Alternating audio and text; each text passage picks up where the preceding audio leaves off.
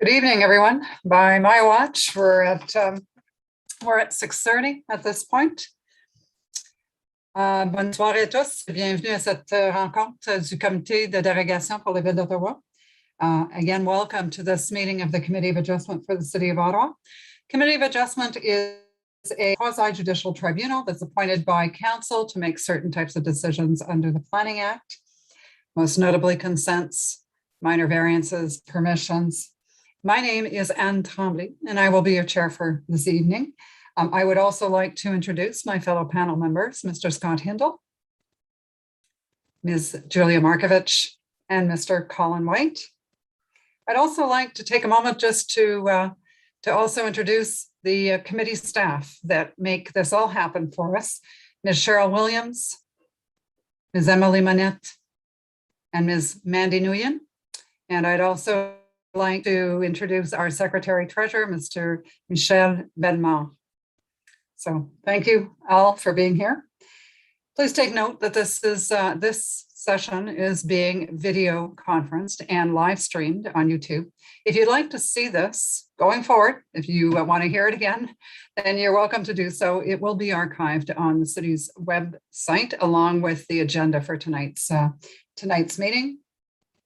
Before we begin, there's always a couple of issues or matters that we really need to bring to your attention. First off, any aspect of the proposal that isn't before the committee can't be dealt with by this committee. So our jurisdiction really is very narrow. It is to deal with the matters that are before us in an application. Also, we can't deal with noise pollution or property maintenance or property value issues, nor prosecution for illegal construction. It does happen, but the committee has to deal with applications as if no construction has occurred. We also will not entertain any personal comments of any kind, nothing towards an applicant or a neighbor or the owner. No negative comments in any way or personal comments will be tolerated. And then finally, if there's additional minor variances through the course of discussion that we realize should have been part of the application, then we need to adjourn that application until we can recirculate the notice of the application to include the minor variance or minor variances that are missing from that notice. So with that, also as part of the statutory declaration requirements under the Planning Act, each applicant is required to post a sign on the property and then to file a statutory declaration thus that says essentially that sign was posted for the prescribed amount of time.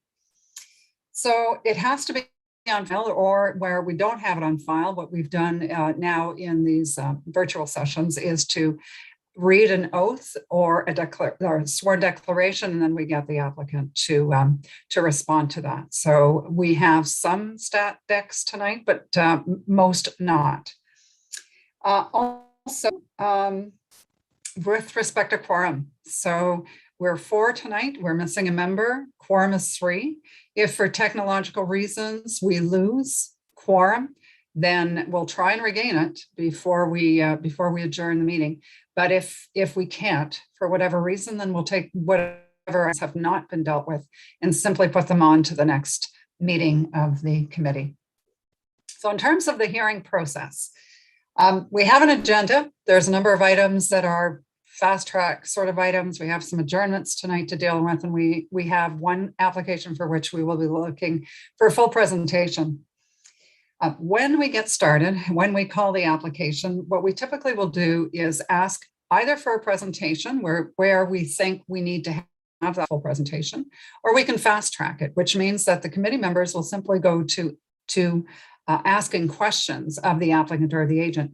The committee members have a chance to look at all of the material that's on file before we get to this point tonight. So we're already very familiar with a lot of the applications, with all of the applications, but there may be aspects of those applications that we're not 100% clear. So that's our opportunity to ask those questions. Once that's done, and we've had our chance to either ask staff or ask the applicant for answers on those things, I will then open it up to the public.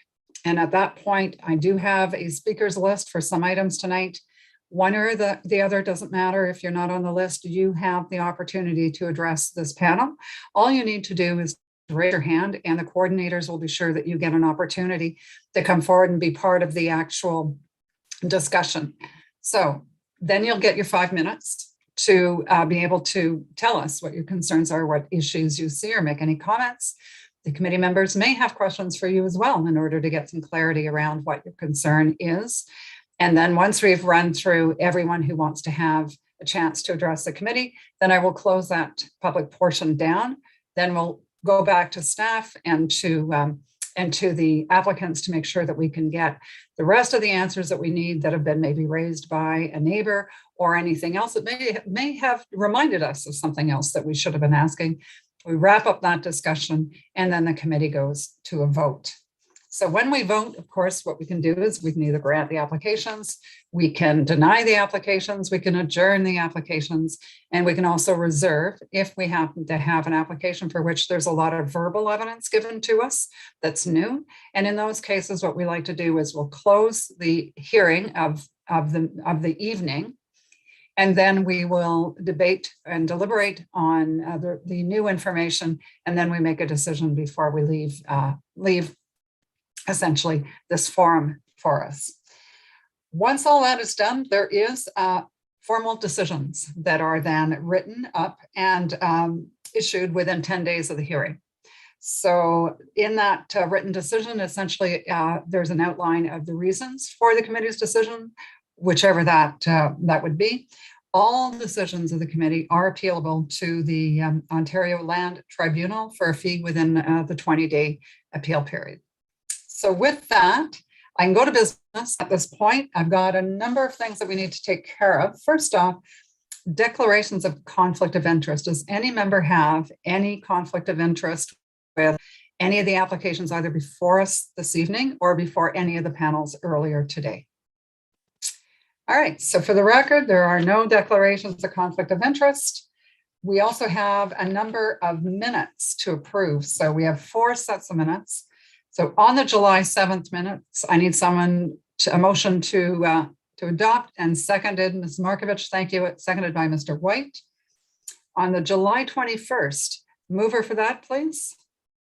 Adoption of the minutes, Mr. Hindle, seconded by Ms. Markovich. Were you not at that meeting? Sorry, Madam Chair, I was absent, so I believe if you were absent for the 21st. Okay, then I'm seconding it because I was there. I'm hoping I can do that. All right. On the August 4th, motion to adopt, Ms. Markovich, thank you. Seconded by Mr. Hindle. And finally, the August 18th, motion to adopt minutes, Mr. White, seconded by Ms. Markovich. Sorry, Madam Chair, I was absent. I apologize for raising my hand there. I was absent from that meeting. Oh, you're just trying to keep me on my toes, Mr. White. So, Mr. Hindle, then you are seconding that motion. I take it you're agreeing. Okay. Not seeing any no's. Yeah. Excellent. Okay, good. So the next item then is really for us to move into the adjournments. And we have a number of adjournments for tonight. The first one is for application number 1, 1871 Marivale Road. And I think I'm looking for Mr. Bond.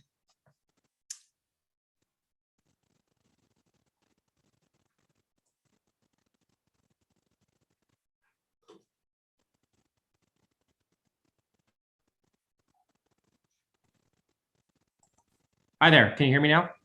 Yes, we can hear you, Mr. And we can see you. So that's great. That's good. So, Mr. Bond, my understanding is you do have your stat deck, so I don't have to read anything to you. Perfect. Oh, and actually, this is for the adjournment. Sorry. That's right. I was running into a hearing here. No, in actual fact, so you're aware that the staff has asked for an adjournment. You are looking, if I recall correctly, you're looking for an adjournment to? As soon as possible. I'll just let you know, Madam Chair, I'm meeting one of the committee coordinators on Friday morning to resubmit a cover letter to cover off the additional variance or variances required. So it's our hope it would go to the earliest available meeting, which maybe. So we had that discussion. I did ask that question, Mr. Bond, whether or not we could get you on the October 6th if we had all of your paperwork in on Friday. The answer is no. Okay. Sorry, terribly sorry. We're looking at October 20th, if that's okay. In fairness, I was told the 20th. Okay. All right. In that case, any questions by the committee on this on this adjournment for Mr. Bond? No? Okay. Anyone in the audience? This is on the question for adjournment of this item. Is there anyone who wants to speak either in favor or in opposition of the adjournment? All right, I'm not seeing anybody come forward. So in that case, Mr. Bond, we'll see you back on October 20th. Okay, I've got a second item, but I'll maybe be kicked off and come back on if that's the way it goes. Yes, that's exactly it, Mr. Bond. You're right. You have Okay. that other item. We'll see you Okay. soon. Okay, thanks. All right, we've got next application number 5, which is 1220 Ridgemont Avenue. And I believe I'm looking for Mr. Harrison on that one.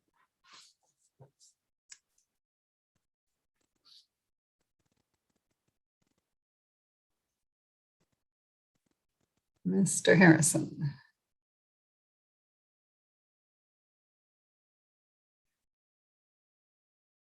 Mr. Harrison, did we lose you? Need to turn on your microphone and your camera if you can, please. Sorry about that. Can you hear me? Yep, that's fine. Yep, we can hear you for sure. Kick me out. So, Mr. Harrison, you're aware that staff has asked for an adjournment on this application for the minor variance, Yes, that's right. and you have already submitted the paperwork, if I understand things correctly as well? Yes, I have. Ah, okay. Any questions for Mr. Harrison about the adjournment from the panel members? No? All right. Going to the members of the public, does anybody have any comments they'd like to make either for or against this application? Now's your time, or the adjournment? Not seeing any. In that case, then I think, Mr. Harrison, we were looking at October 6th. And with that, are you in favor of the October 6th? That's the Yes. date you were given? Okay. Yeah. So panel members, all those in favor of the adjournment to October 6th? All right, so moved. It's unanimous for the record. Thank you very much, Mr. Harrison. We'll see you then at the very next meeting. I'll see you then. Thank you. All right, thank you. Okay, the next application is number 6, which is for Granton Avenue. And I think I'm looking for, who am I looking for? Ms. Parkeri?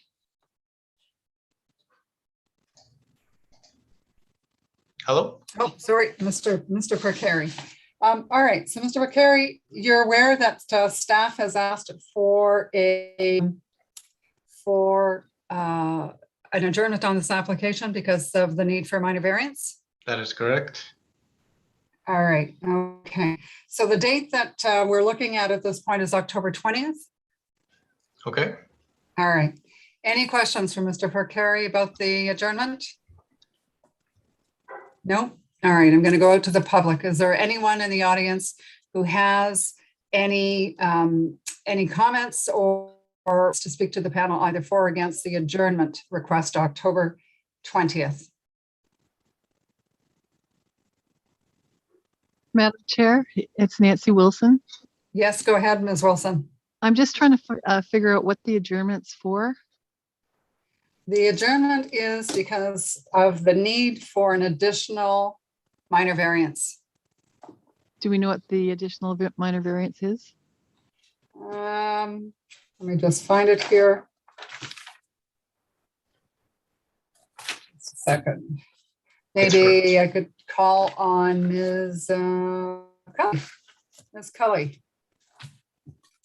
Minor variance, do you have the written addition that we would be looking for? Not the exact wording, Madam Chair, but it will be for reduced rear yard setback. All right, and can you tell us what the order of that setback might be? Yes. Give us a an idea. reduced We won't quote you setback. on this. Yeah, look at the plan here. So reduced setback of 7.69 meters. All right, okay, where the bylaw requires, okay, I think I found it, where it's 8.12. That's correct. All right, thank you. Okay, I wasn't sure if that's what that was for that minor variance. So, okay, and with that, then Ms. Wilson, any further questions? No, thank you very much for clarifying that for us. All right, so with that, anyone else want to come forward and speak to the adjournment request? All right, not seeing any in that case. Members of the panel, all those in favor of adjournment to October 20th? For the record, the decision is unanimous. So Mr. Pocari, we'll see you in about a month's time. Okay, thank you.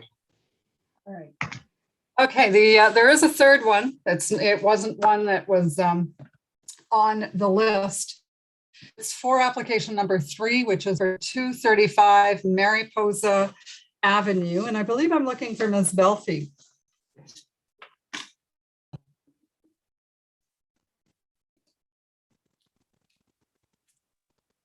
Oh, hello?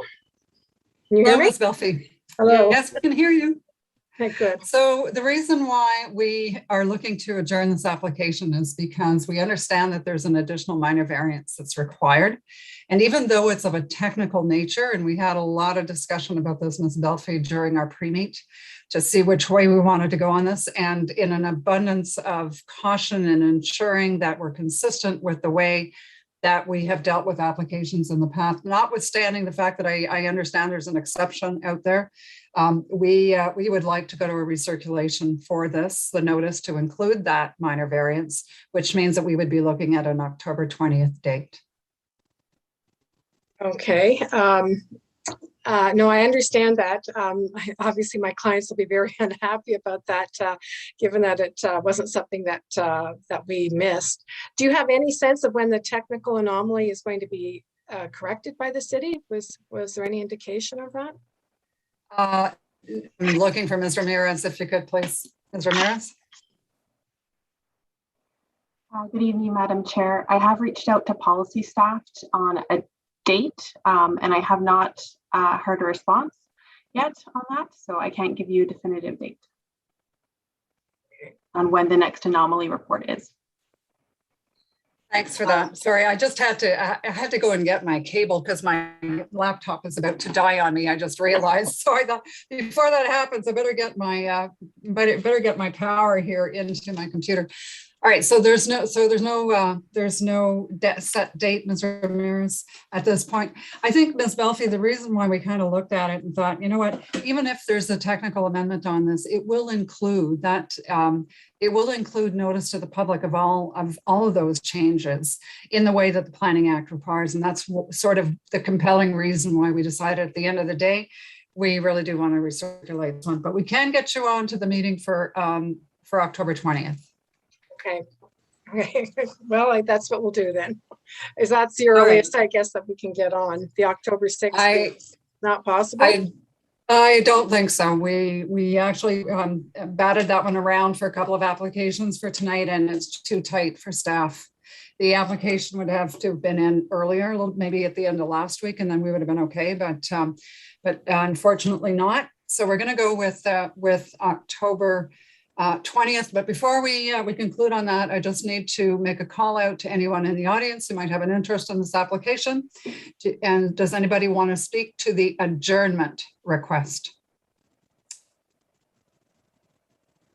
Okay, I don't see anybody come forward. So with that, then, members of the committee, all those in favor of an adjournment to October 20th? Perfect. Ms. Belfi, we'll see you in about a month. Thank you very much. Thank you. Okay. All right, that concludes essentially the order of the adjournments for tonight. So the next application then that we would like to hear is actually number 2. It's for 2830 Carling Avenue. And I believe we're looking for Mr. Bond on that one. So didn't have much of a wait, Mr. Bond. Just excuse me for a second.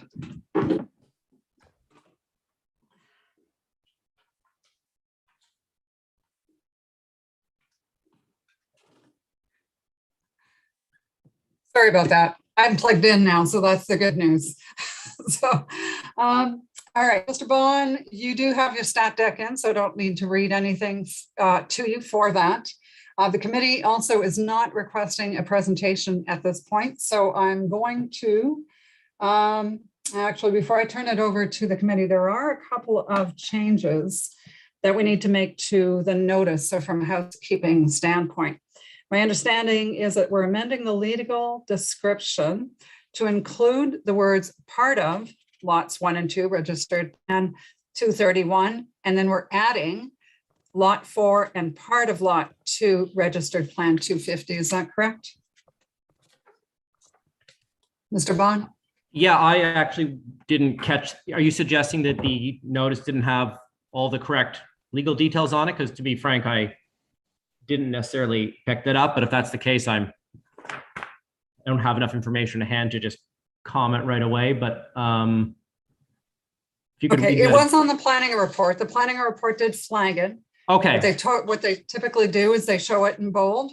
So Oh, I can see. Then I catch do it. see that. No problem. I see that. That's fine. My apologies. Yep. All right, okay, thank you. So with that then, I think that's the only change that I can see that we need to undertake. I'm going to open it up to the members of the committee for questions. Anyone? Mr. White, go ahead. Thank you, Madam Chair. There was a concern expressed by a neighbor, I think, in the neighborhood regarding the adequacy of, or his concerns regarding snow storage and traffic access.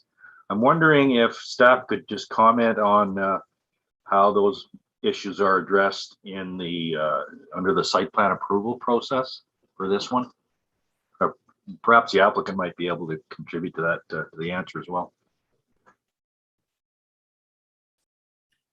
I can make some comments if you like. So, Mr. White, thanks. I think your first comment, and I did see some comments come through from Ms. Monette today and possibly yesterday. One of the concerns that seems to be floating around, particularly with respect to the residents from who have frontage on Vic. In particular, there's 3 multi-unit residential buildings, one at 2850 Carling. There's one, I don't recall the address off the top of my head. It's the Sunset Heights Tower, which is quite a tall tower, and also the Marina Bay condo, which actually has frontage on Richmond Road, but it has a back access through to Vic. The concerns that I've been reading relate to snow and how that's going to be dealt with. So the property that I'm working on is a planned unit development. All the parking will be contained in an underground structure. This was done for reasons of planning and urban design. And as such, there's really no surface parking to clear snow.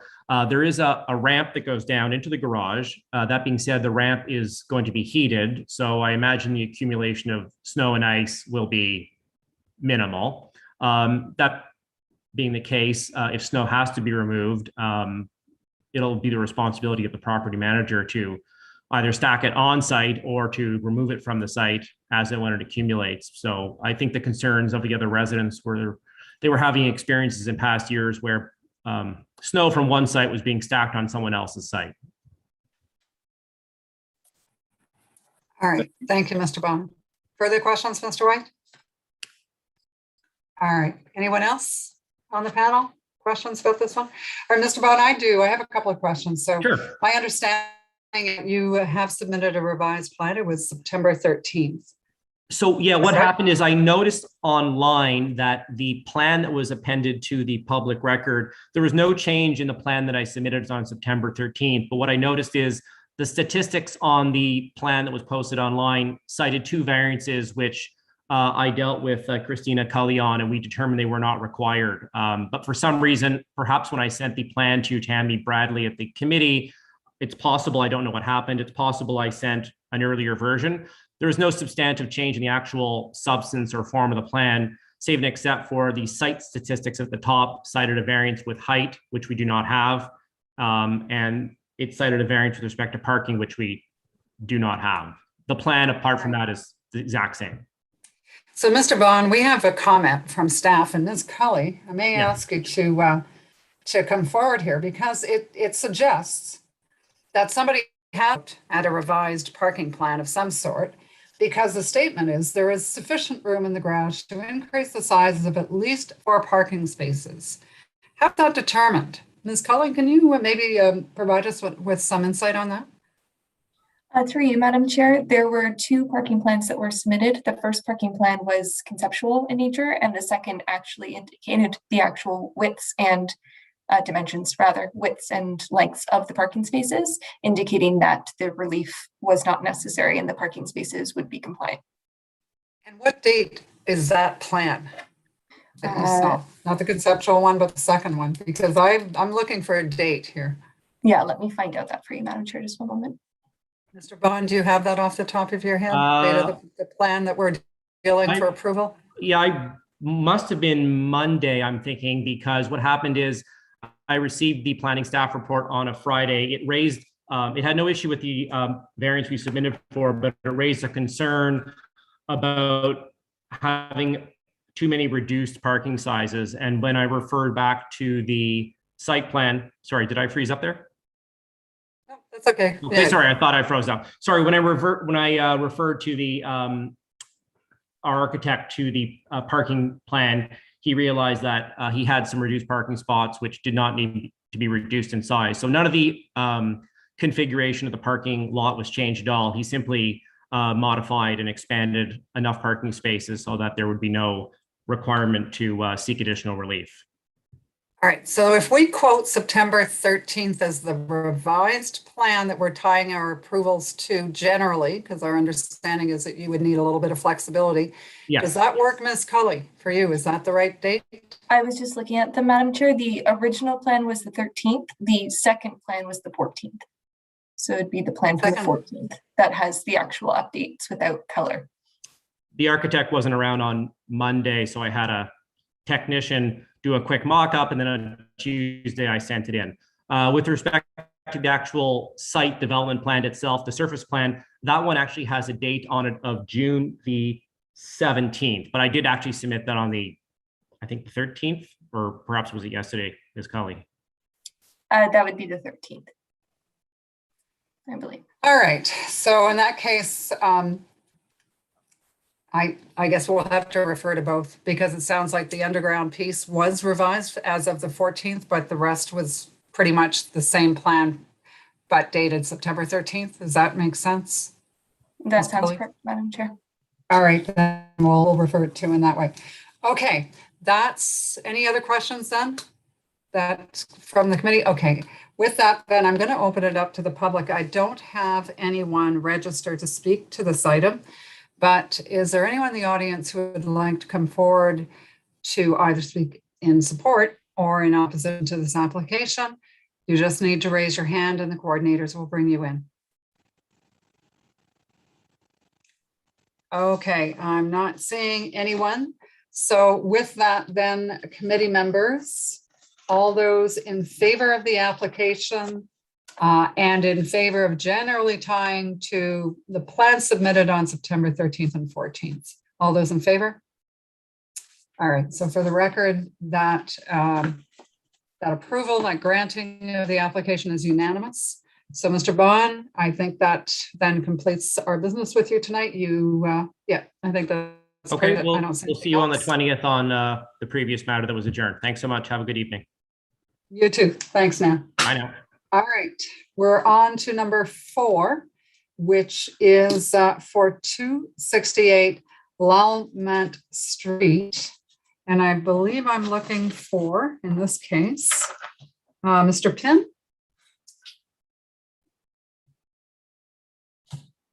Mr. Pinn.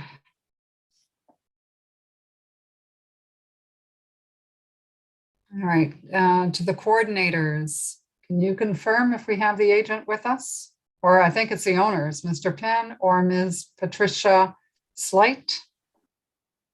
Madam Chair, we do have Patricia Slight on the call. All right, so if we have you come forward then, Ms. Slight, with your camera and your microphone on.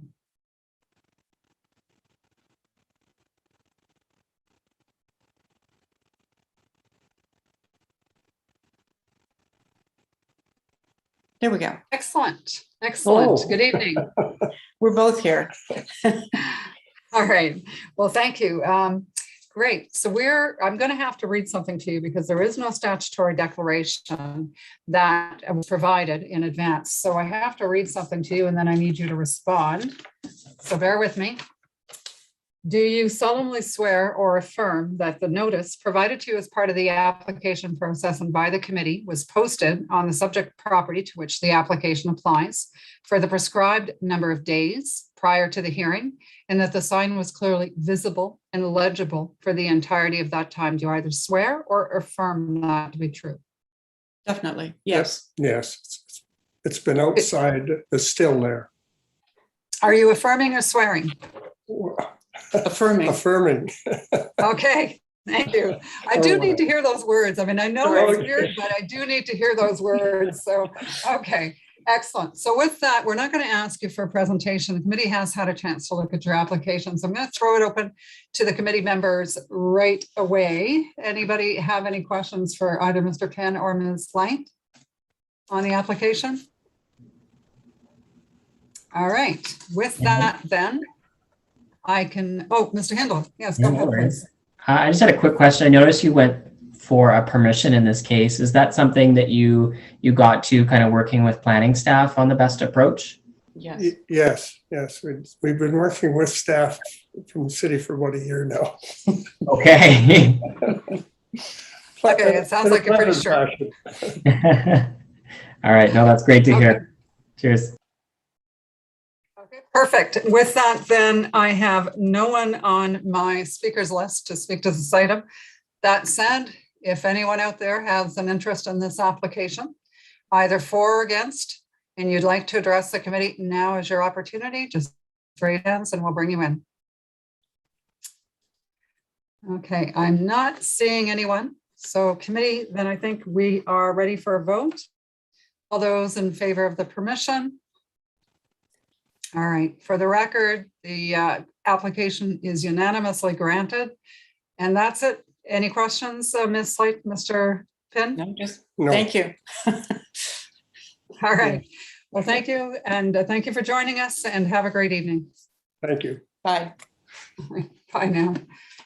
Okay, that takes us to application number 7 and 8 for 891 Riddell Avenue North, 1872 Leicester. I am looking for Mr. Hamem, Mr. Jacques Hamem.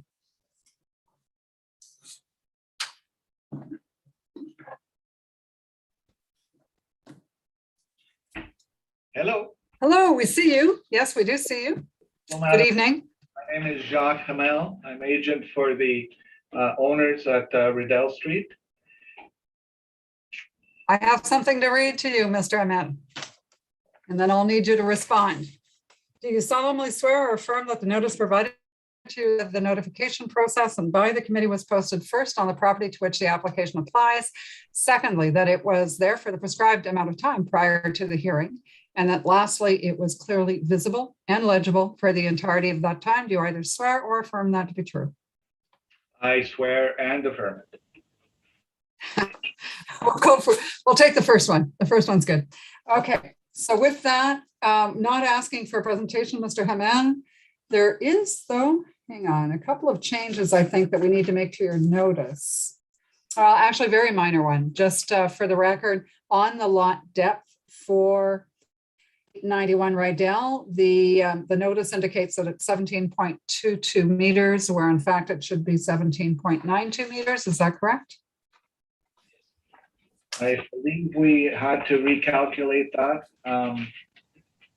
I think on the survey we have,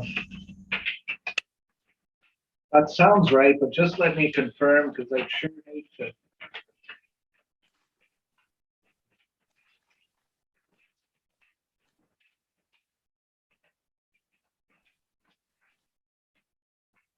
So I think it isn't quite 17.92. It should read 17.73.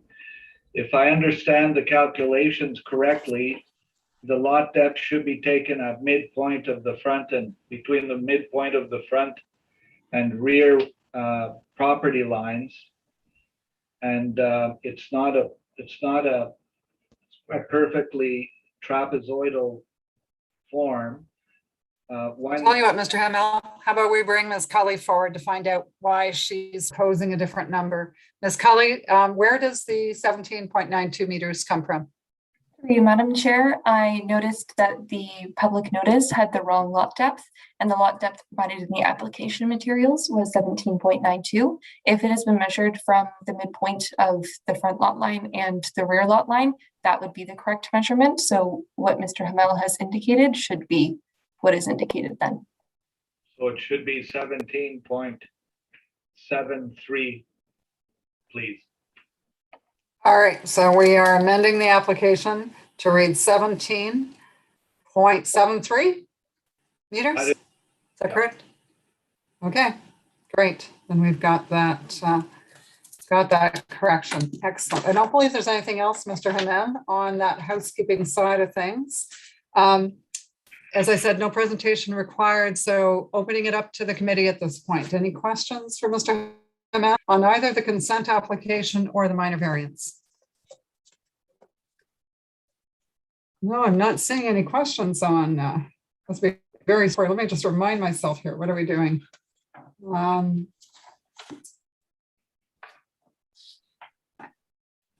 right, okay, so, and we had adjourned this to add a minor variance, which is C, which has been added.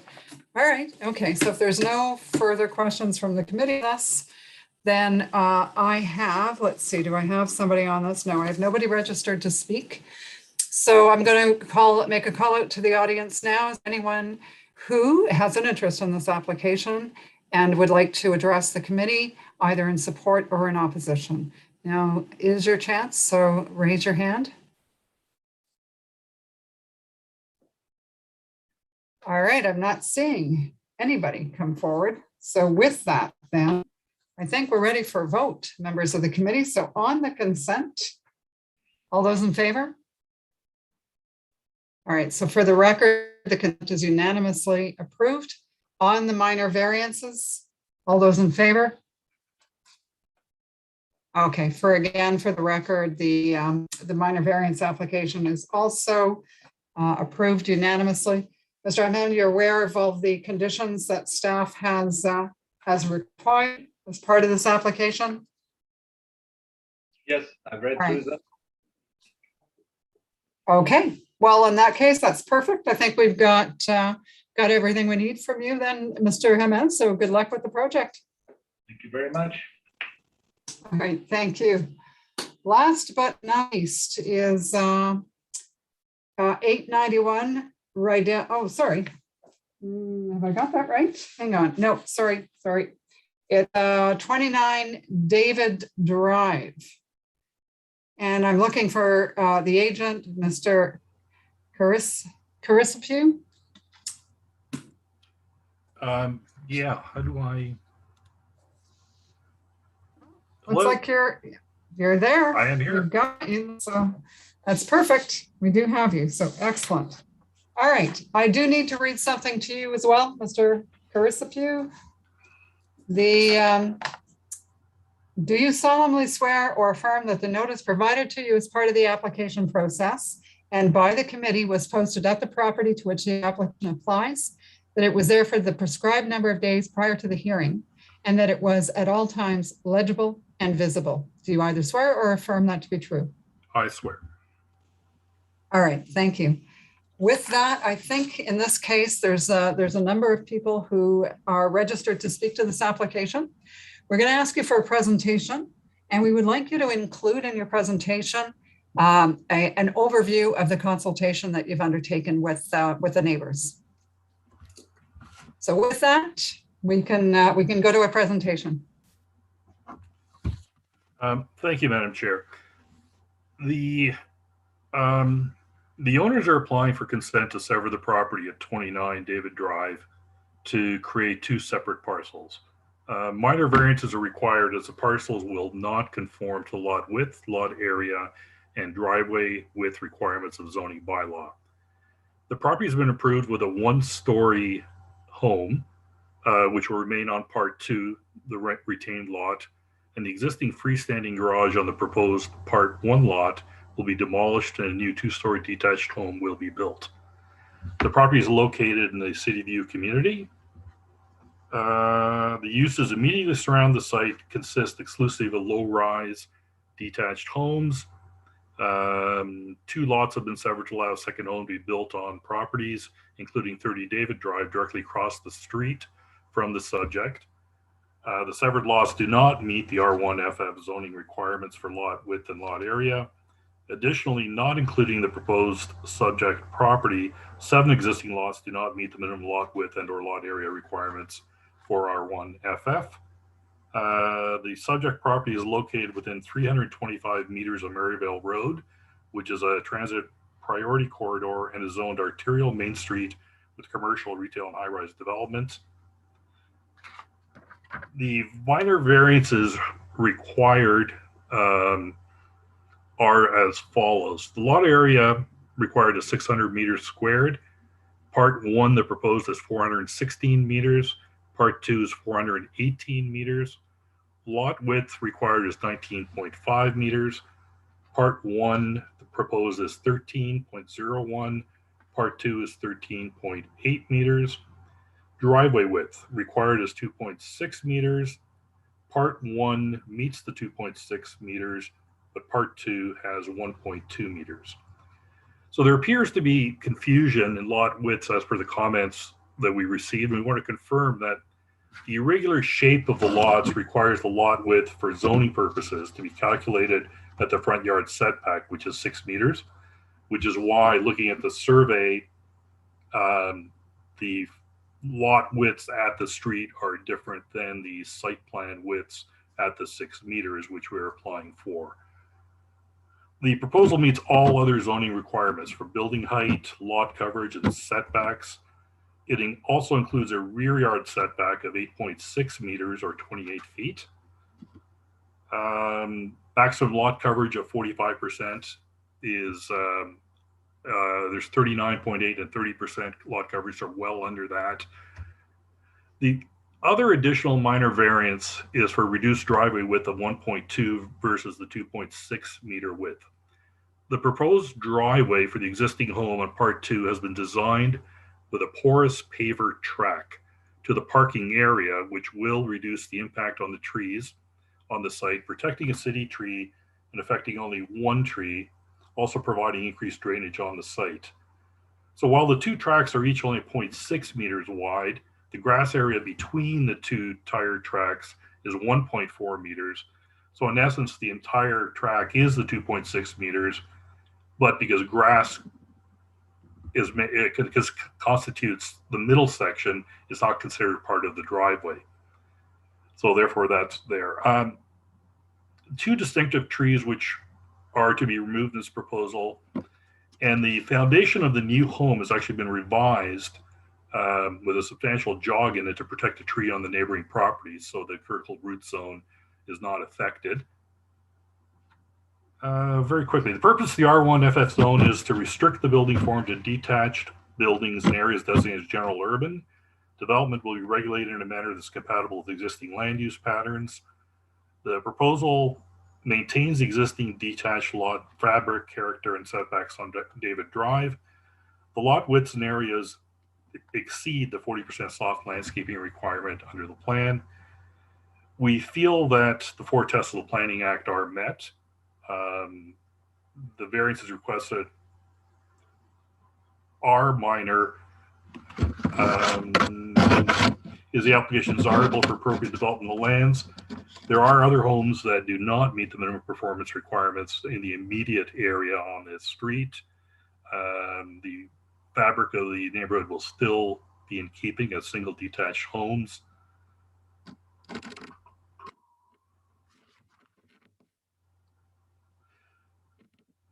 So we feel that the minor variances requested meet the 4 tests under the Planning Act, and the proposal represents appropriate intensification within the city's official plan. So quickly addressing a few of the comments that were received on file. The tree disclosure report update has been updated to indicate the dead tree that was missed by the landscape architect. 1 additional tree has been removed from the site during the summer. It was a 350 millimeter white spruce. It was removed with a permit from the city and it was listed as a poor condition tree on the report and continued to die. Has been removed at the rear of the existing home. Another comment was stairs from the existing home to the side yard between the new lot line will be revised to meet the zoning requirement. The 1.2 meter setback allows for projection within that area with a landing as long as stairs go up and then back down along the back. The concrete step on the other side of the yard to the parking has been removed. Ditches and piping were addressed. They will be addressed at the surface and grading part of the building permit. In addition, cash in lieu will be payable and is a condition of the planning comments on this file. As I understand it, the homeowners have discussed this proposal with immediate neighbors. The circulation from the committee with the plans to the neighborhood, and flyers were posted informing them of an application to be forthcoming, I guess in the spring, is the extent of the consultation. All right, then, thank you, Mr. Cursipew. Thank you. Cursipew, thanks. We have seen you before, so you'd think I'd be getting it right by this time. All right, with that, then I'm going to open it up to questions from the committee first. So does anyone have any questions about either the consent or the minor variance? Mr. White, go ahead, please. Thank you, Madam Chair. Just a question on this driveway minor variance calculation. Am I to understand that the variance is to allow the tracks that in addition to the grass, I suppose it's being maintained down the middle, that the variance is with respect to the total width of those tracks of paver stones? Right. So the actual parking pad, which is adjacent to the house, meets all the requirements. It's 2.6 meters of porous pavers. The approach to the front face of the house from the street has been designed with 0.6 meter tracks, 2 of them in porous pavers with grass in between them of 1.6 meters, I guess, 1.4 meters. That is designed to protect the city tree. Provide minimal impact to the critical root zone of that tree, allowing the drainage through it, and the porous pavers only need an 8-inch base down for it to sit on. The total width with the 2 tracks and the grass in the middle is 2.6 meters, the same width as the actual parking pad, but the city won't consider the grass between the 2 tracks as a hard surface, I guess. How they calculate it as a driveway requirement. And so a consultation with staff, it was determined that we needed that variance. Question of staff, Madam Chair. Yes, go ahead, please. I'm really having a difficult time understanding why the grass is not included as part of the driveway, because effectively a vehicle will be over top of that space. It'll be occupied as a driveway. Why is it not calculated? Why is it not considered to be full width driveway? Why do we need a minor variance just with respect to allowing a part of it to be a different material than the hard surface? Is the definition of driveway in the bylaw so specific that it refers to hard surface as opposed to hard surface in combination of grassed area or otherwise?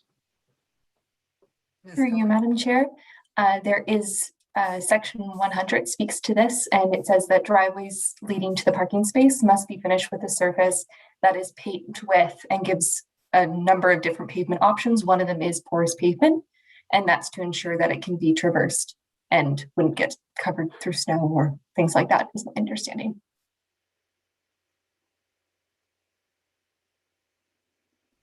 Mr. White. Thank you. Go ahead. All right, thanks. That's a very good question, Mr.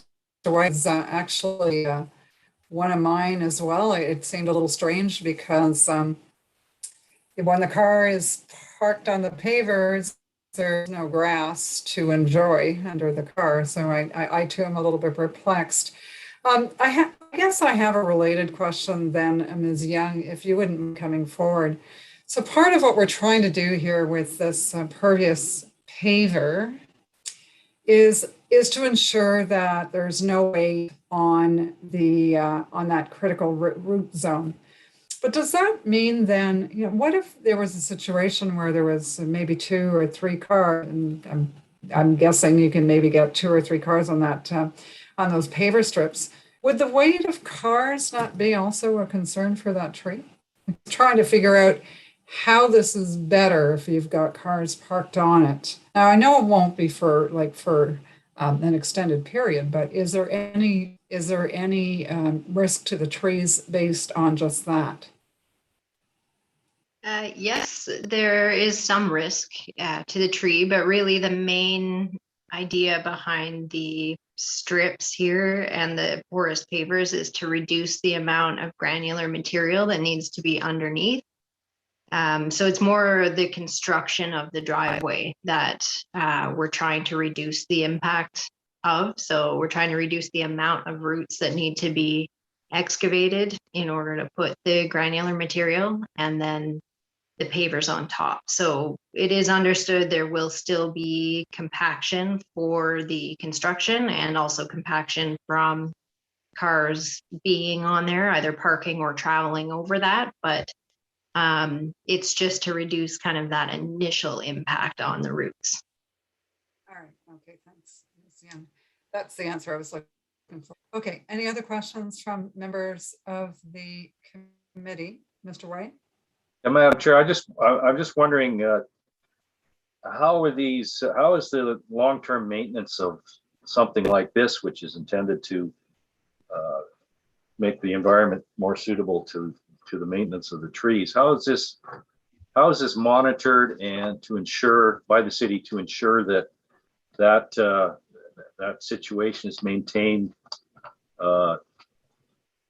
forever in a day, essentially, which is obviously what would be necessary to ensure long-term maintenance of the trees? What kind of enforcement are we talking about for these measures? All right, thank you, Mr. White. Ms. Young, if you can answer the question.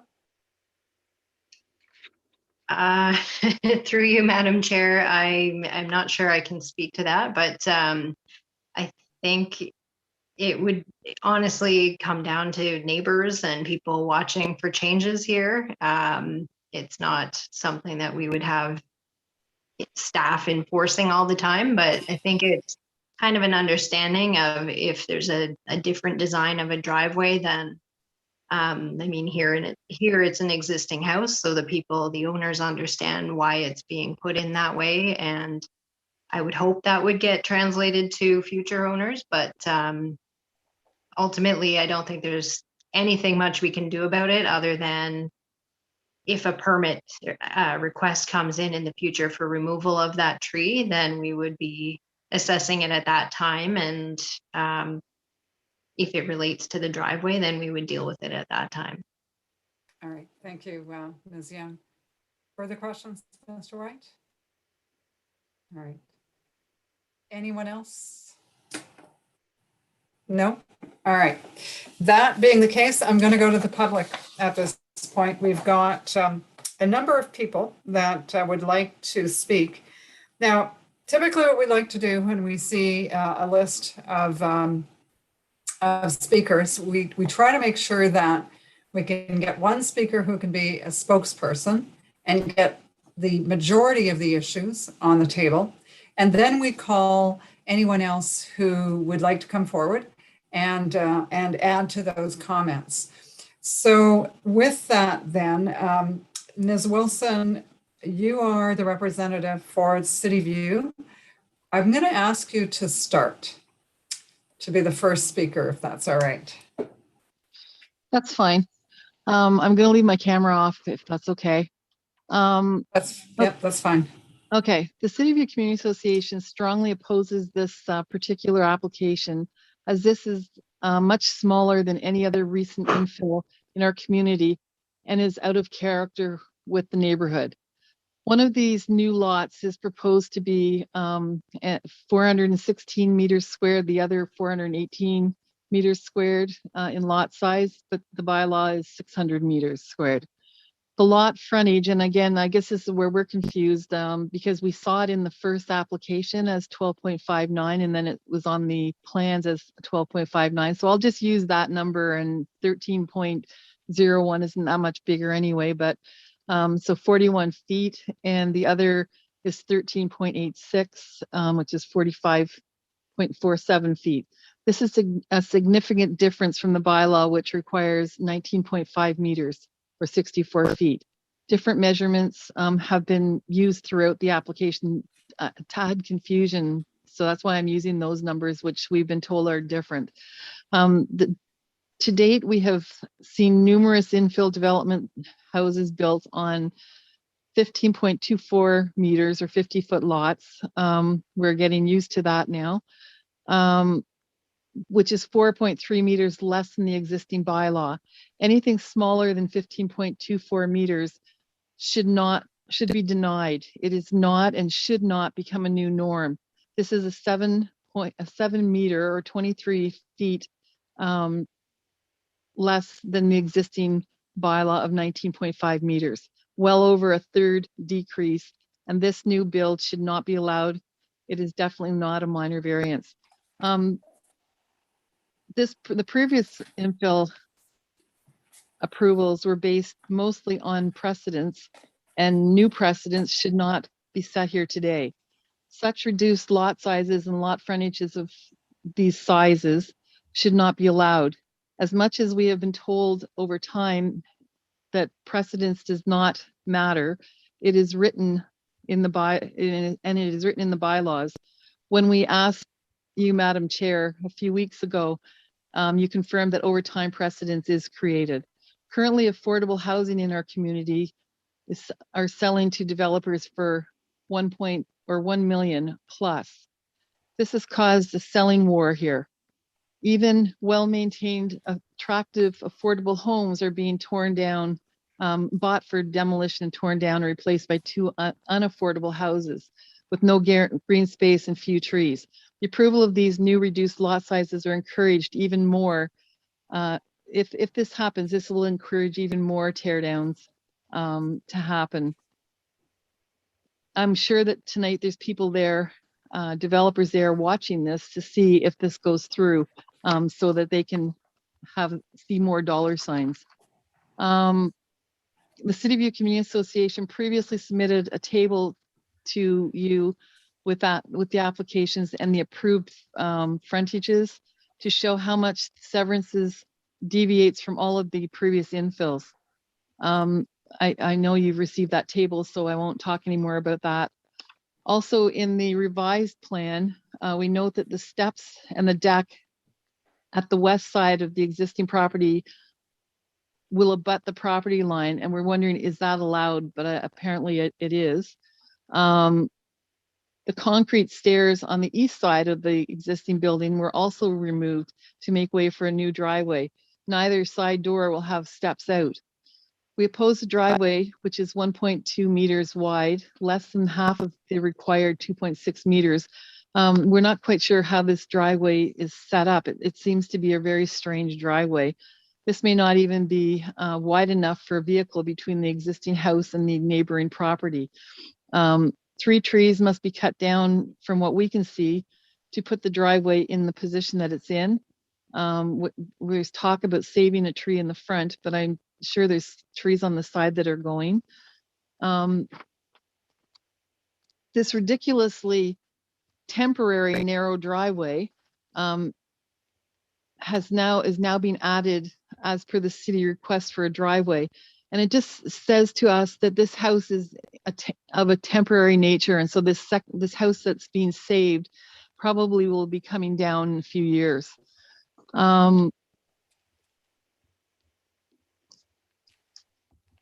So the driveway we oppose.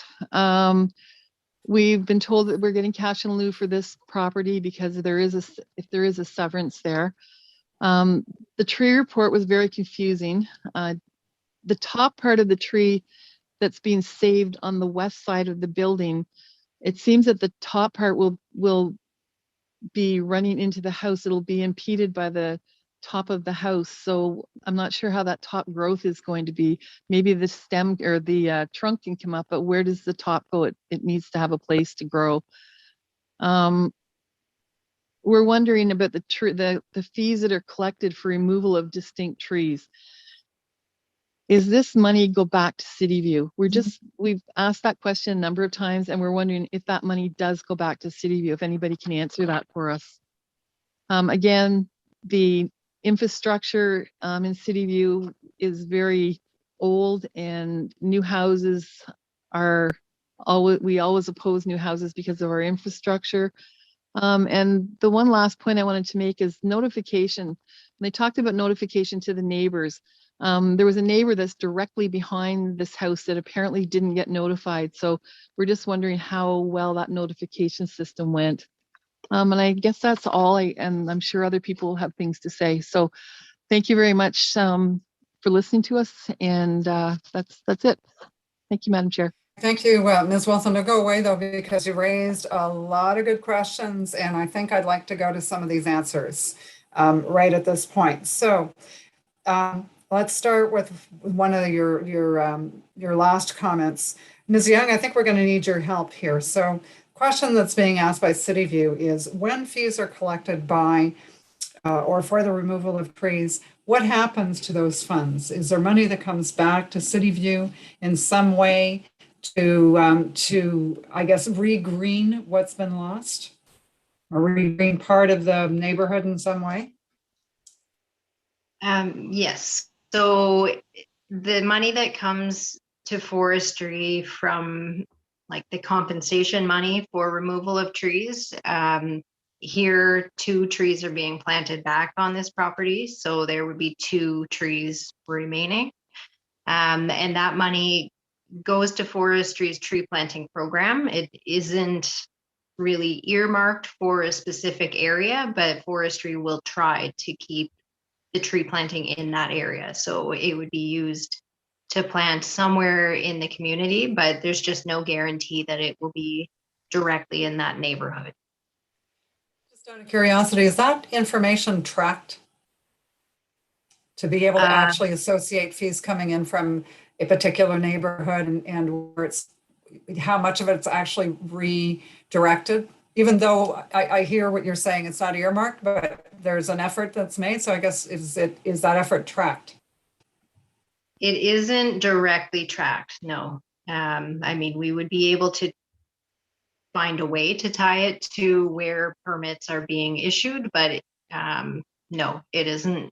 It isn't a simple answer to track that information and make sure that the trees go back directly in the same neighborhood. All right, okay. And on the question about the tree that is to be planted and next to the house, and Ms. Wilson raised questions about where the canopy, how will the canopy grow being so close to that house? Any concerns in the regard? Was that looked at? Yeah, so that tree is an existing tree, and it looks to me like the canopy is already quite high in that tree. So, I mean, some of it may need to be pruned to allow the construction of this house to happen, but ultimately the idea would be to leave the canopy intact as much as possible, and that it would generally grow above the house. I think this is a 2-story house. I can't see it on this plan, but it is conceivable that the canopy would be above the house. All right, thank you, Ms. Young. I'm going to go to Ms. Colley now for a few answers as well. Okay, so on the question, and it's funny, I didn't catch this until Ms. Wilson mentioned it. It's true. We've got different quotes here with regards to what the frontages are. So it's clear in your planning report that for part 1 that you're indicating 12.59, but in the notice we're 13.01.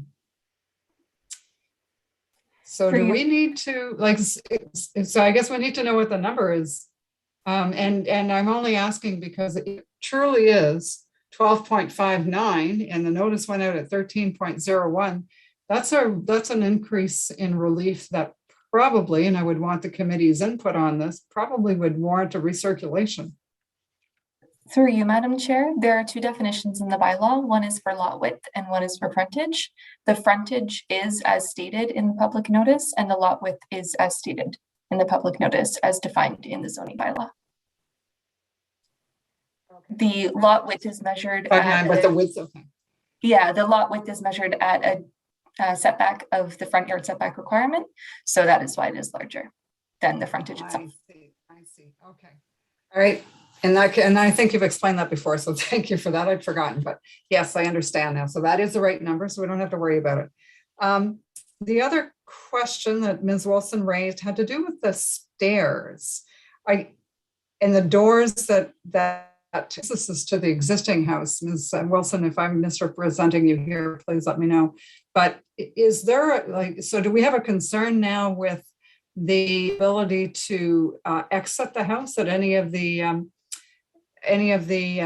egresses? Through you, Madam Chair, looking at the zoning bylaw, the projections for steps into the interior side yard were at the first floor is no limit in the interior side yard. So conceivably they could have stairs with no issue.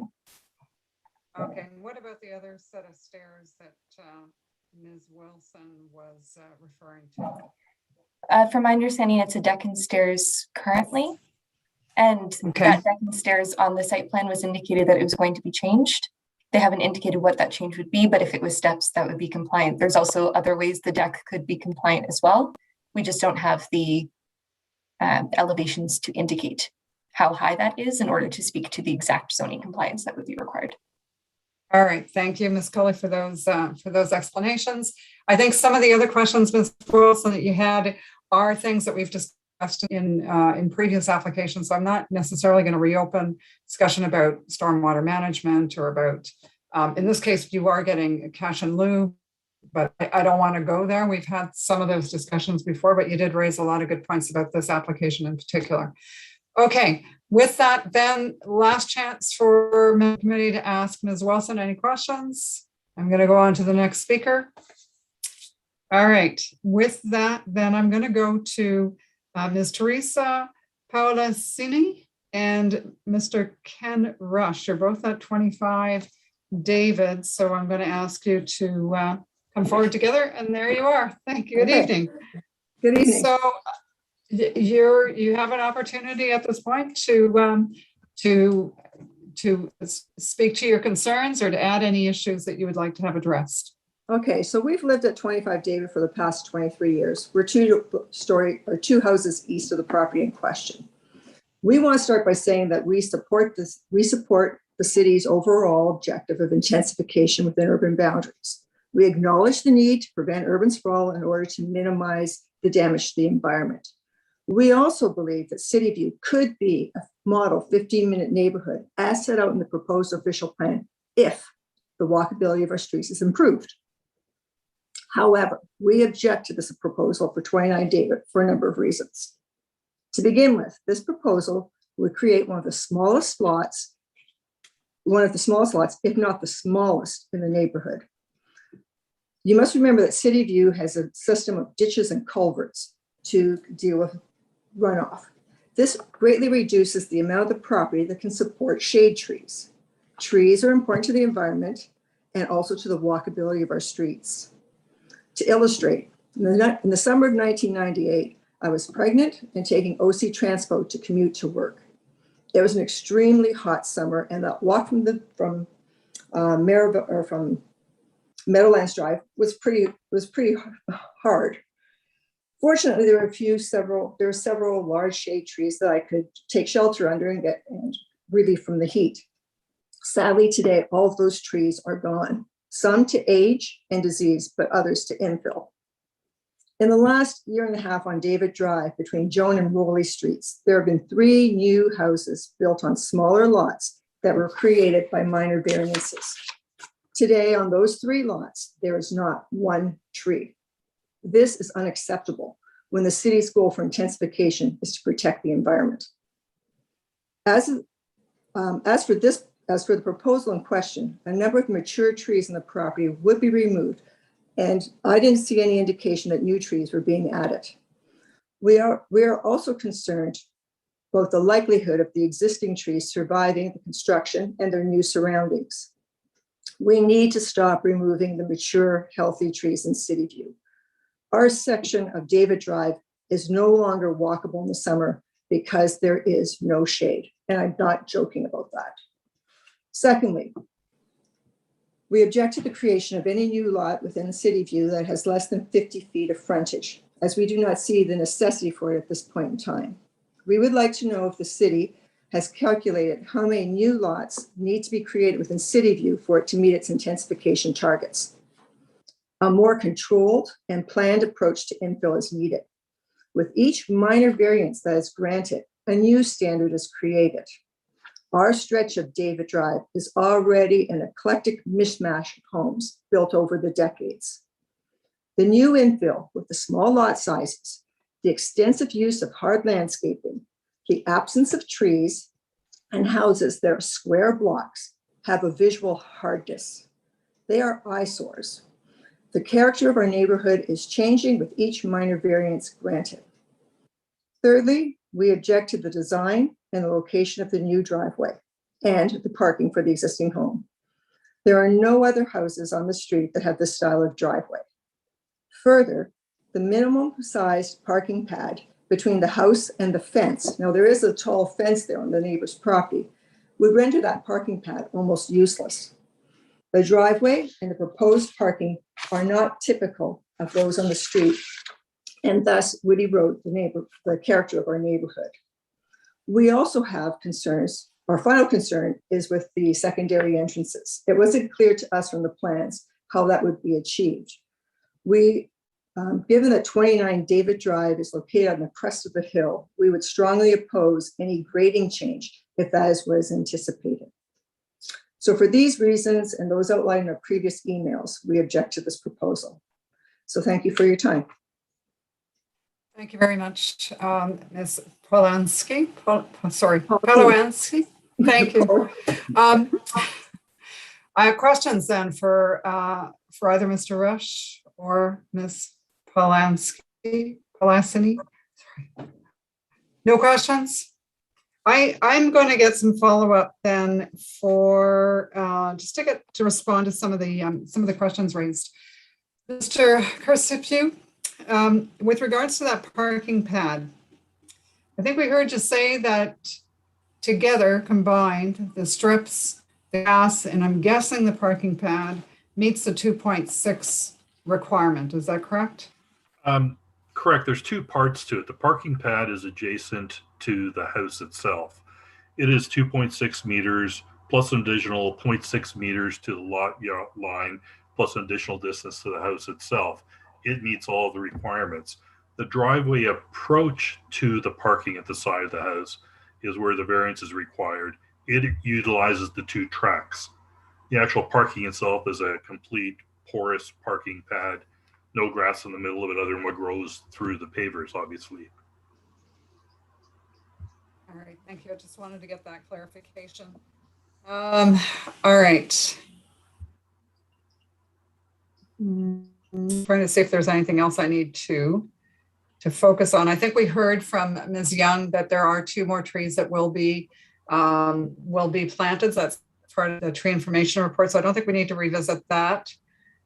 You do raise good questions about how much infill is enough infill in your neighborhood, but that's a question for your ward councillor.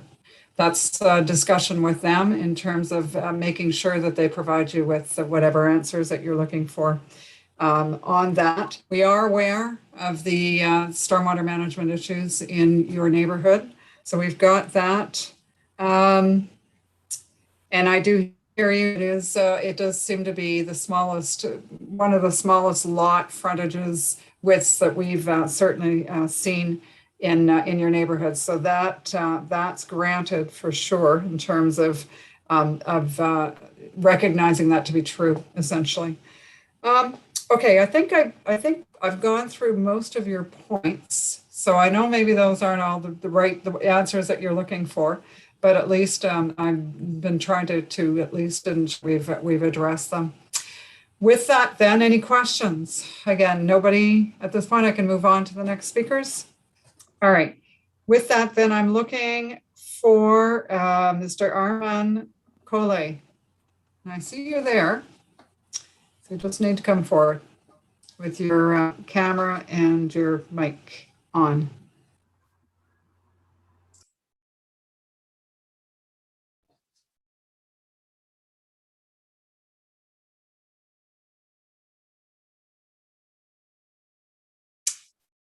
Good evening. Now you just need to unmute. Oh, yes. Thank you very much. So yeah, I think everyone had brought some very good points. I want to thank Nancy on those very good points that she brought up. This is one of the first, I've never attended any of these discussions before, so a lot of this is very hard for me to understand. But I wanted to speak just specifically on the matter of this tree. I know there's multiple trees and there's been promises to replace them and whatnot, but the concern that I have is the tree that is on the property of 31 David, which is just the neighbor of 29. So with respect to that tree, what is the proposal? And are we cutting the tree down because it's a beautiful, big, healthy tree? If it is being cut down, will it be replaced? Because technically it is on 31 David property. So I just wanted to speak on behalf of that and see what the exact proposal was and what is the plan to do with that specific tree? Sorry.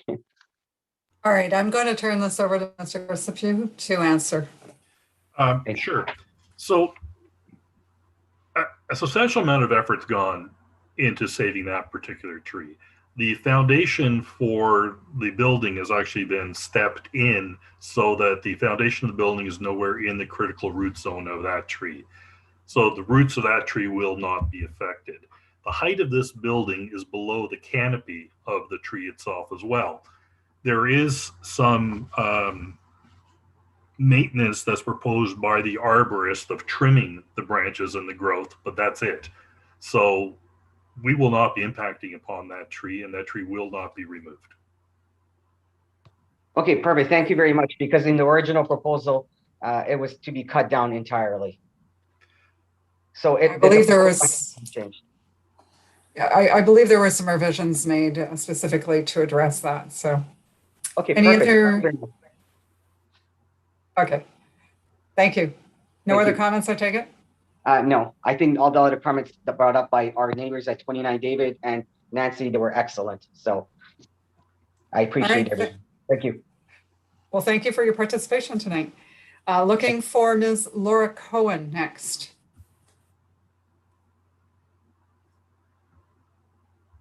Unmute. Okay, can you hear me? We hear you, we can't see you. Okay, you can't see me, and this is my worst, start video. Thank you, so apologies. Thank you, good evening, and thank you, Madam Chair, for the opportunity to speak this evening. I think being at the tail end, I'm not going to actually repeat anything that's already been said because there is no value in that. But I did want to start with the comment about the fact that the lots are smaller than the 64 feet of the bylaw. And that is, I think, exactly the point we're making tonight, is that as a community, I've been in City View for 21 years. As a community, we have watched these developments, infill developments take place. And we have to also understand that lots like ours, 90 by 100, that's my lot size, those are a thing of the past.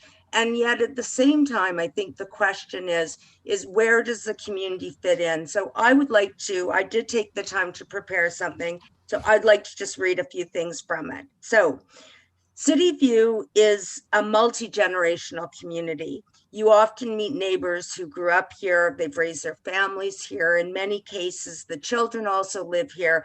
They're now raising their families. Indeed, in our own community association, both Jill and Nancy are co-presidents.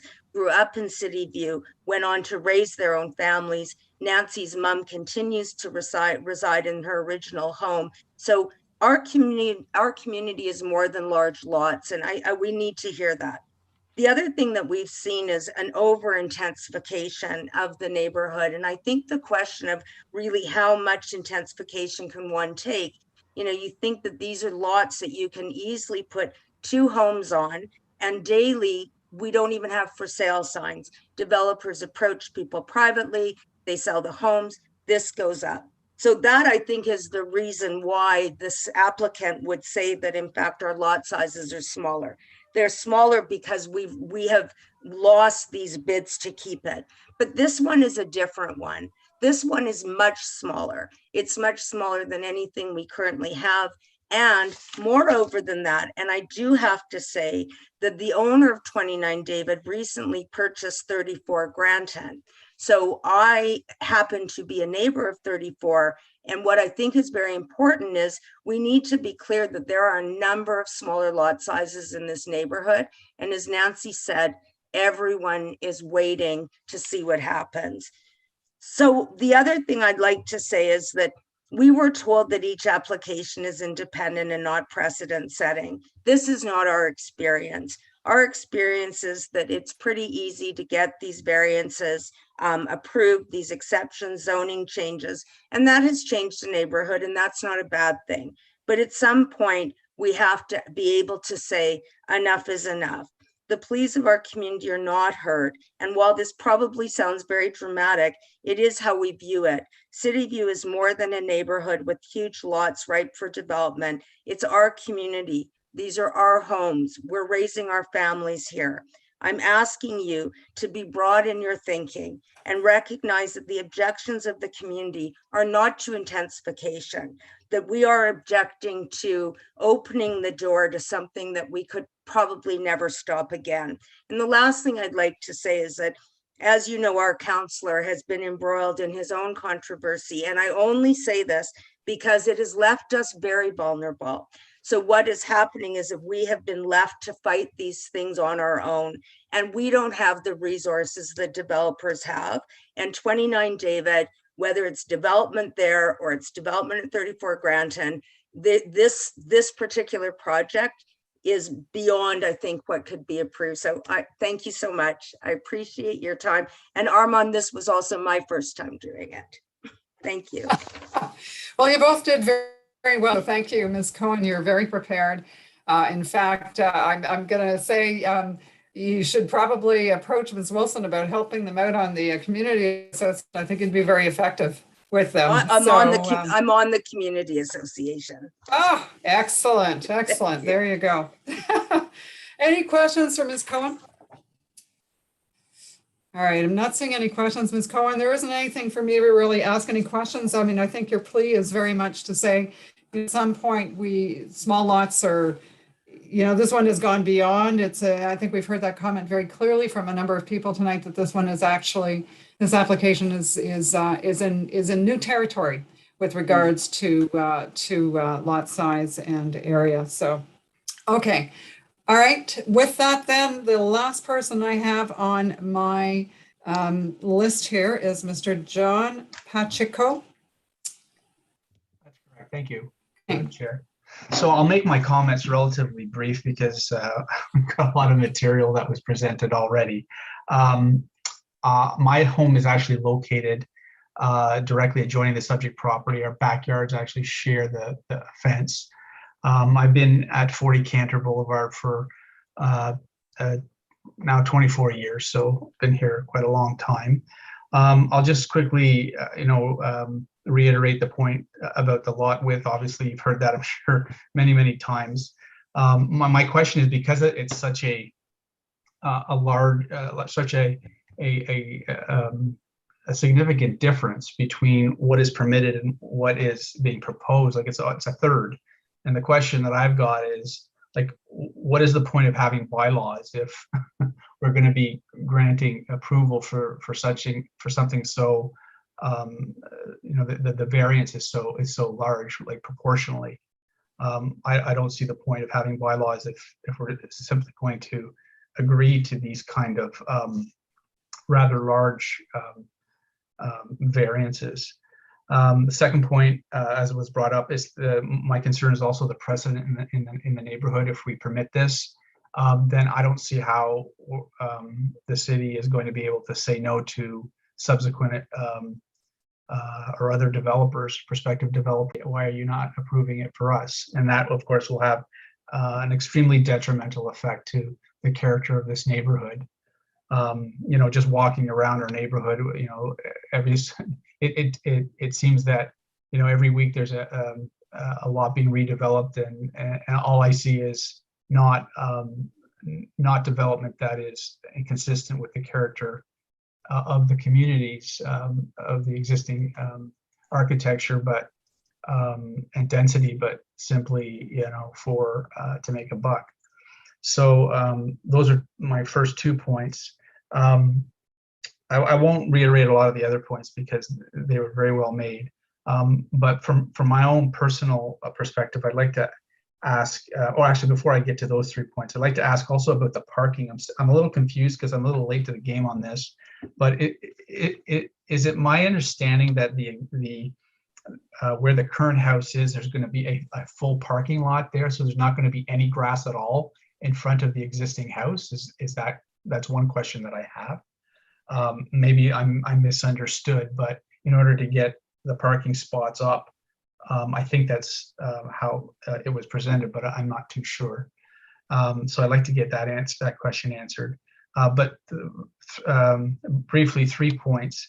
I noticed that the new house is about, I calculated about maybe 3 meters behind the end of the existing house, and that seems to be, I'm sure that's within the bylaw, because if it wasn't, I'm sure it would have been indicated here tonight. But it just because I'm right behind, and right now there's no house, you know, directly across from us. There's a certain privacy that I enjoy, and if that, of course, if the new house is 3 meters deeper, there's a certain encroachment on our privacy. And why that's relevant is I have a solarium, and this house, you know, I don't have anybody looking in a second story, looking in down on my solarium where we spend a lot of our time.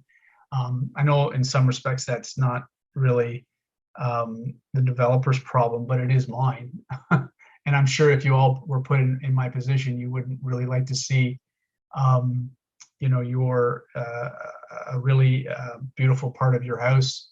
You know, the use of it would be detrimentally affected. So I'm not sure that's it could be an official objection to any of the bylaws or anything, but it does have an impact on us. And I just wanted to make that point. The other thing I also wanted to point out is I'm not too certain about, like, what is the intended use. I don't know if you can be regulated. Is this going to be rented out to students? Is there going to be noise? I don't know, but I would hate to see, you know, the neighborhood affected by that kind of use of the property. And I hope that's not the case, but I just wanted to bring that up as a point of concern as well, because with more density, more houses, you're going to have more traffic and more obviously more people. So anyways, I think that about does it for me, but thank you very much. All right, thank you very much, Mr. Pacheco. All right, so I think I think I've heard some of the things, the encroachment really on your privacy because of the solarium. You talked about, and I will have this question asked to the parking in front of the house. What else did I have down for you then? Really, I think it was just the parking for the area. most part. Yeah. Okay, so, all right, so I guess I'm going to go to you, Mr. Crisapue, to address the question in parking that you heard from Mr. Pacheco.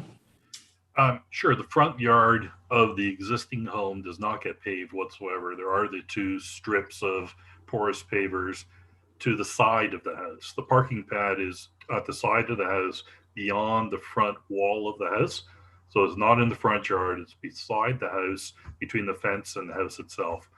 To get to it, there are two 0.6 meter strips of porous pavers, which over a period of time fill with grass and look like the lawn, but you can drive over a section of it.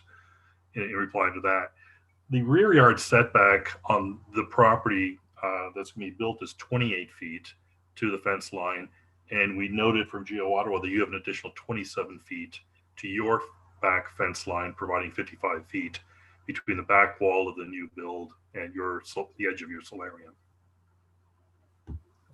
All right, thank you for those dimensions, Mr. Persepew. All right, I think that's I wanted to be sure I address some of the concerns that were raised. Any questions for our speaker from any of the members of the committee? And actually, I'm going to have to make one last call out to see if there's anybody I've missed who wasn't on my list who would like the opportunity to address the committee. Now would be your chance. I'm looking for hands. And I'm not seeing any. All right. In that case, I'm closing down the, Ms. Markovich. Oh, yes, thank you, Madam Chair. I actually wondered if I could ask a question of city staff. It's to just follow on from a comment that was presented by several members of the public here around sort of how much is too much infill. And I know it's a question we've discussed with the city previously, but I'm curious about what the city's plan is for monitoring the implementation of its infill policy and where in the city it's going to start that monitoring work and when we could expect that work to commence. I think that's a really important piece that I'm still not very clear on what the plan is there. Thank you. All right, thank you, Ms. Markovich. Very good questions. Ms. Cully, how much can you enlighten us in terms of what the whole monitoring program would be on the intensification policies, the implementation of the intensification policies? Through you, Madam Chair, I do not know of any particular plans at this time. I can look into it if that's in the interest of the committee, but I do not have an answer at this time. All right, so Ms. Cully, that's interesting then. So maybe what we can do, and I'm going to point to our Secretary Treasurer here. We have the opportunity on a couple of occasions throughout the year to meet with city staff to talk about some of these issues. I'm going to recommend that we actually have this brought forward, particularly in light of the new official plan, where there's even a greater emphasis on intensification and the 15-minute. But what does that really mean, and how are we going to monitor success in that regard, and what's the reporting? And so maybe, and Ms. Markovich, if I've missed an angle in there, please don't hesitate to contact Mr. Belmar. But so, Mr. Belmar, if you can come forward, just have a quick chat about that. So what your thoughts are. Yes, Madam Chair, we can certainly invite planning officials to come and speak to members at one of our professional development meetings to enlighten members on their approach when it comes to implementing and monitoring, as you point out. All right, thank you. Thank you, Mr. Belmar, because I think it would be important to get that kind of information so that we know what the game plan is going forward, because it would be helpful to be able to provide that information to members of the public. Okay, thank you. Mr. White, I see your hand is up. Thank you, Madam Chair.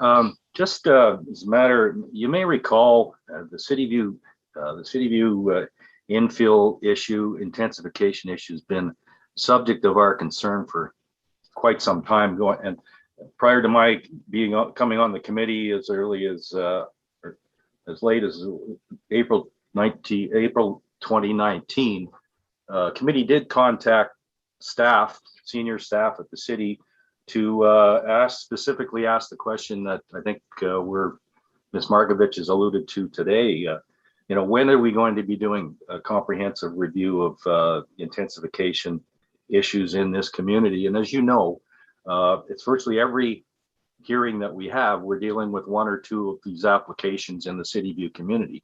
So it's a problem that's been around for a long time.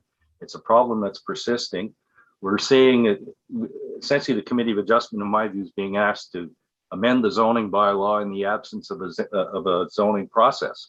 We're doing it on a piecemeal application by application basis, but we're significantly contributing to a substantial change in this community. And there's, in the absence of any proper review of the zoning bylaw provisions. And as you know, in the past, in every application that comes before the committee, our committee on this, I object, I dissent on the applications. And the bylaw has been in effect since 1962. The typical lot size, I think, that was mentioned by Mrs. Cohen, she's absolutely right. This community was developed on the basis of 90, 100-foot frontage with lot widths. The zoning bylaw that was put in effect in 1962, which has not changed since 1962, nothing has changed in terms of the bylaw standards, permitted lot widths of 65-foot frontages. And in the interim from 1962 to as late as 8 or 9 years ago, and I've been involved in planning in this area for over 40 years, there was never any applications that were supported down to this type of frontage that we're talking about today, and the types of frontages that we've been typically being asked to consider over the last 8 or 9 years. 50-foot frontage lots are totally out of character in my view. The community has clearly expressed that concern over the many years that these things have been coming before them. And up until, as I said, 8 or 9 years ago, we wouldn't be seeing the 50-foot frontage lots or lower than that being approved by this committee. So there's been a significant change in the position that's being taken by the planning groups at the city over the last 8 or 9 years. And it's, in my view, it's contributing to the concerns that we've heard tonight, the concerns that we hear virtually every meeting that we deal with these applications. I think I've said enough. I'm not supporting these applications. They're not consistent with the general purpose and intent of the zoning bylaw. That's clear. It's been in effect since 1962. There's been no changes, no comprehensive review, and we're being asked to amend the zoning bylaw on a piecemeal basis, and I just simply cannot support that type of proposition. Thank you. Thank you, Mr. White. Your explanation is very clear for your reasoning behind not supporting applications like this. Before anyone else, there's a couple of things that I'd like to do just from a business standpoint on this application before we go to a vote. And of course, I'll give Mr. Crisapue the last minute. But any other questions before I close up? Okay, so Ms. Young, I think I just need you back for a moment, if you could, please. We've had you busy tonight. We saw that one of the conditions, should the application be granted for consent, one of the conditions that we have is number 6, and it has to do with the securities. So part of our discussion as a committee prior to the hearing this evening was to talk a lot about those wheel strips, or those porous strips for the driveway. And so the intent really is to protect that one tree, and that was why we did all these changes. And the condition essentially says, let's get a I believe you're looking for a it must, you don't say whether or not you want a development agreement to provide those securities, but you're going to apply securities for a 1-year period. So in this case, given that there could be a chance of change in ownership or something, and given the answers that we had to Ms. what's the monitoring that this kind of arrangement is left. The committee really thought maybe a 3-year period would be, in fact, a better period to retain the securities in order to ensure that we do, if we're not monitoring, that at least we know for a 3-year period that what's being approved on the plan as these porous strips would be retained. Need your thought on that. Is that a non-starter for you, or? Really, the longer the security can be held, the better for the tree. I just want to clarify though, with the question about the monitoring, I thought that was just about if there are changes to the driveway in the future. With this one, there would be monitoring associated with the construction and like certainly the construction of the driveway and the maintenance of the tree protection. So I'm not sure if those two things were mixed up. So there would be monitoring of that during the construction period. But I would be supportive of having a 3-year security. That's always a better thing for trees because it usually takes 2 or 3 years to show kind of a decline if there is going to be one. All right. Okay. So in our mind, I mean, the worry, of course, is that if the owners or any future owner in the next, I don't know what the plan is, whether or not they would decide to flip it in the end or not. But our concern was that anybody new, without anybody watching, is just going to pave over that, remove it and pave it. So, but you know, a 3-year period gives the tree a chance to adapt to that, like in our minds, and we're not the forestry people, that's why we're asking you, but we just thought that it would be more prudent. So, okay, thanks for your answer, because I think that's what we were looking for, but we need to go back to Mr. Cursipew, because it means that we would be making a change to condition number 6. Yeah, I don't have a problem with that on behalf of the homeowners. The clause does refer to a development agreement to be entered with the city as well, which this would be a part of the securities being retained for the tree examination at that point, I believe. Yeah, but just for a year. So that's the worry is it's just a year and it's gone, and a year goes by, as you know, you could. 3 years. I mean, it would take you a year to find a paver. 3 years is not a problem. Right off that, 3 years is not a problem. Okay, all right. In that case, any last words on Mr. Cursipew before we go to a vote? Just a couple of quick points, if I could, please. So the existing substantial double garage here has a double width paved driveway that the new house is replacing with a single 3-meter wide driveway.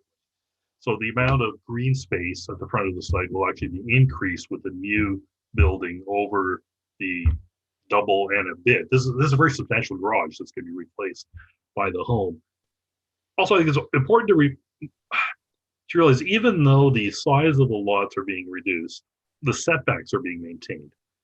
So the reflecting impact upon immediate neighbors doesn't change. You know, the side yard, the rear, the front, all remains the same, even though the house on the lot is going to be smaller. And personally, at least, I believe that this represents a minimal intensification while still maintaining lot fabric. I mean, to meet the city's goals, we have to look at some method of increasing these larger lots rather than building more 19, 20, 30-story high-rises along Maryville Road or intersections in the fringes of neighborhoods, that there is an opportunity to increase intensification within established neighborhoods that maintain the lot fabric. I think it's important not to allow, you know, semis or townhouses or totally, you know, R2 or R3 zoning, but a single family home that meets all of the setbacks that are required of one large home really minimizes the impact on neighbors. All right, thank you, Mr. Cursipew. With that, then I think, if we've got agreement that if approved, the consent would then read, and for condition number 6, a period of 3 years. So let's just note that for the record. Okay, members, on the consent application, all those in favor?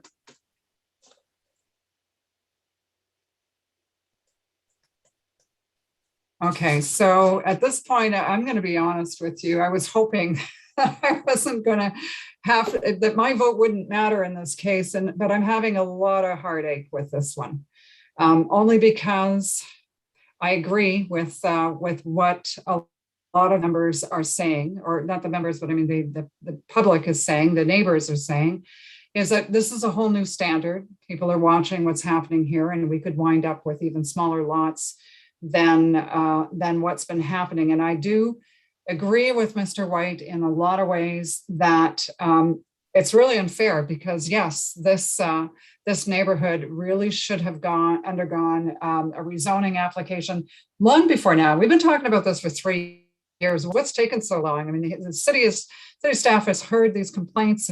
I know that the community associations has gone to the city to try and get some movement on this, so that in fact the area is being looked at, but it hasn't happened.